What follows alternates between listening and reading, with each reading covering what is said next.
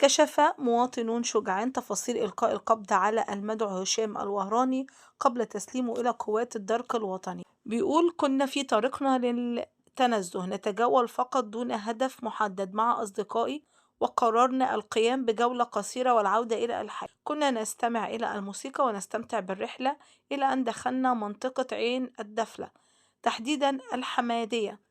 أثناء تجولنا هناك صادفنا مجموعة من الأشخاص. لاحظ صديقي إلياس أحدهم وقال لي: هذا هو هشام الوهراني. استفسرت عن هويته فأجاب إن هو الشخص الذي تحدث عنه الجميع على شبكة التواصل. فقررت التحقق من الأمر. أخذت الهاتف وأجريت مكالمة لم أتردد حينها. تأكدت من الخبر وتوجهنا نحوها سريعا. هرب هشام بمجرد أن اشتبه بنا.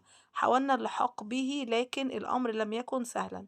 صح أحد أصدقائنا قائلا: اصبروا، لكنه كان قد انطلق بعيد. واصلنا الملاحقة أنا وصديقي نركض بأقصى سرعة. في النهاية استطعنا الإمساك به. كان يحاول الإفلات لكن دون جدوى. تم الإمساك به والسيطرة عليه تماما.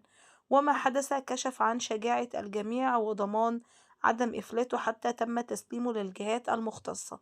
زي ما حضراتكم شفتوا كده وسمعتوا تفاصيل، دي بالظبط تفاصيل القبض على المدعو هشام الوهراني.